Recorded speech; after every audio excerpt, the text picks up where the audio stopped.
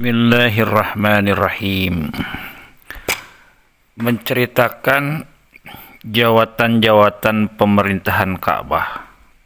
Ini sangat panjang sekali, terutama berhubung kait dengan perebutan kekuasaan Bani Huja'ah terhadap Bani Jurhum, yang tempo hari sudah diceritakan bagaimana perebutan itu terjadi, peperangan demi peperangan terjadi di sekitar lembah suci Ka'bah itu. Suku Huja'ah telah lama bercokol, menguasai, bahkan berabad-abad. Diperkirakan pada abad ke-5 Masehi sampai dengan abad ke-6 Masehi. Orang-orang Huja'ah mencoba menyusun sebuah pemerintahan dengan tata tertib yang sangat unik sekali, yang berbeda dengan kepemimpinan atau kenegaraan di belahan dunia lainnya. Mereka membagi dalam 10. Ini terjadi sebelum Qusay menjabat dan menggantikan posisi Huja'ah. Sekaligus dengan Qusay kembalilah pemerintahan di Mekah atau Ka'bah itu kembali kepada penguasaan suku Jurhum, yang memang sebetulnya kaum Huja'ah atau Bani Huja'ah itu tidak ada hubung kait dengan keturunan Rasulullah Shallallahu Alaihi Wasallam. Yang pertama, urusan Al-Hijabah. Apa itu Al-Hijabah? Ialah yang menguasai anak kunci Ka'bah dan yang berhak membuka atau menutupnya. Semua orang yang berkepentingan dalam soal ini berhubungan langsung dengan orang yang memegang jawatan ini. Yang kedua, ada urusan al-siqoyah. Ini urusan tentang penyediaan air minum bagi jemaah-jemaah haji yang datang untuk berhaji di Mekah, dan segala yang bersangkutan dengan air minum diurus oleh al-siqoyah. Sebab sejak orang Jurhum terusir dari kekuasaan Mekah, sebelum mereka meninggalkan Mekah dan menyerahkan kepada kekuasaannya kepada Bani Huja'ah, sumur Jam-Jam dan kedua pintu emas Ka'bah mereka timbun di perut bumi, yakni tepatnya di sumur Jam-Jam. Jadi dulu Ka'bah itu punya dua pintu asalnya. Karena sumurnya ditimbun, sejak itulah orang-orang yang datang mengerjakan haji sangat kepayahan, sangat susah untuk mencari air. Oleh sebab ibadah haji berjalan terus, maka jawatan ini mengambil tanggung jawab penuh terhadap penyediaan air. Sebagai ilustrasi, mereka menyediakan air dari tempat jauh, lalu mereka membuat semacam kolam kecil untuk menampung air-air yang diangkat dari tempat jauh itu. Sudah barang tentu jawatan ini sangat memerlukan banyak sekali tenaga. Yang ketiga, ada urusan Al-Ripadoh. Al-Ripadoh ini jawatan yang bertugas mengurus perbekalan dan jamuan bagi segala yang berkunjung untuk jemaah haji selama mereka mengerjakan haji. Kelihatannya urusan ini sampai sekarang di abad ke-21 masih menjadi tradisi bagi pengurus-pengurus haji di Mekah, walaupun bentuknya dan caranya jauh berbeda dari cara-cara yang dulu mereka lakukan. Yang keempat, ada urusan Al-Nadwah, artinya balai pertemuan. Urusan ini adalah mengarah kepada semacam dewan perwakilan rakyat atau sejenisnya.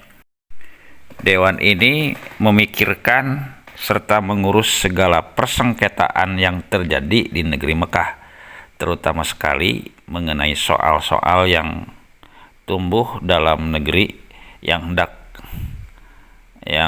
dipecahkan, mencari solusi bagi yang melanggar peraturan-peraturan yang sudah ditetapkan dan lain sebagainya. Ditetapkanlah hukumannya di El-Nadwah ini. Dilihat dari berbagai aspek, mereka berkumpul untuk memutuskan masalah. Dilihat dari berbagai aspek hukumnya, Al-Nadwah lah yang memutuskan secara terhormat dan dihormati atas segala keputusan Al-Nadwah. Dan ironinya, balai inilah yang akan menjadi penentang atau sumber yang menjadi penghambat lah, bahkan perlawanannya sengit terhadap dakwah Nabi Muhammad Shallallahu Alaihi Wasallam dan para sahabat-sahabat beliau. Yang kelima ada urusan al-liwa. Dalam bahasa Arab, al-liwa itu artinya panji-panji angkatan perang. Al-liwa dalam bahasa Arab yang modern juga bermakna kolonel atau pemimpin perang.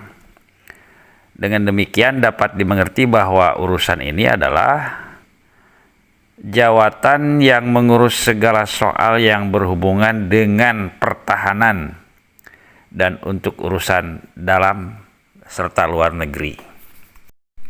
Yang keenam, ada istilah urusan al-qiadah, artinya pemimpin perang. Urusan ini menentukan siapakah yang berhak memimpin sesuatu peperangan. Misalnya perang dengan bani yang lain. Yang memegang jawatan itulah yang berhak menetapkan apakah sesuatu peperangan itu boleh dilakukan atau tidak. Kalau dalam zaman modern ini boleh dinamakan staf angkatan perang tertinggi. Yang ketujuh, musyawarah, artinya balai permusyawaratan. Ini lain daripada nadwah, sebab tugas musyawarah ini suatu jawatan yang akan bertugas sebagai tempat orang ramai menanyakan sesuatu atau meminta bantuan sesuatu dalam menyelesaikan soal-soal yang dibutuhkan. Jadi kalau al-nadwah itu khusus anggota-anggota al-nadwah, kalau musyawarah orang-orang ramai atau rakyat jelata bisa mengadukan permasalahan di balai musyawaratan ini. Tugas khusus dari balai musyawarah itu adalah sebagai jawatan penerangan atau informasi. Yang kedelapan ada kubbah, artinya suatu bentuk dari angkatan perang yang bertugas melaksanakan dinas-dinas rahasia yang dibutuhkan oleh angkatan perang yang bekerja sebelum terjadi peperangan. Badan intelijennya namanya kubbah.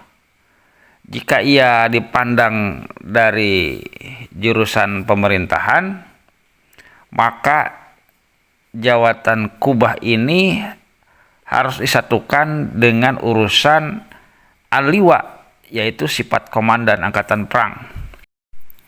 Yang kesembilan, hukumah, artinya pemerintahan, akan tetapi tugasnya lebih kepada sebagai jawatan kehakiman yang bertugas mengurus dan menjelaskan segala perselisihan di dalam negeri. Dan yang ke-10, siparoh, artinya perwakilan. Tugasnya menyusun suatu badan yang bertugas menyelesaikan soal-soal konflik antara suku-suku Arab di sekitaran Mekah yang memang selalu terjadi berdasarkan iklim yang panas yang selalu menyebabkan timbulnya perselisihan di antara mereka. Pemikirannya panas, tingkahnya panas. Kemudian oleh karena tabiat tanah Arab telah sedemikian rupa, maka apabila terjadi perselisihan di mana-mana di sekitar tanah Arab dan tidak dapat diselesaikan, suku-suku tersebut mengirim perutusan ke Mekah meminta supaya pemerintahan Ka'bah mengirimkan wakilnya ke tempat mereka untuk memutuskan siapa yang bersalah dan siapa yang benar serta mendamaikannya. Selain ke-10 jawatan itu, masih banyak juga jawatan-jawatan kecil sebagai cabang-cabang dari 10 itu yang tidak perlu disebutkan lah.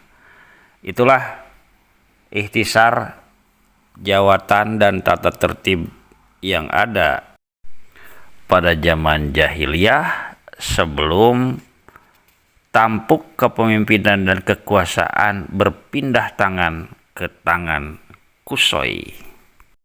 Wallahu a'lam bishawab, walhamdulillahi rabbil alamin.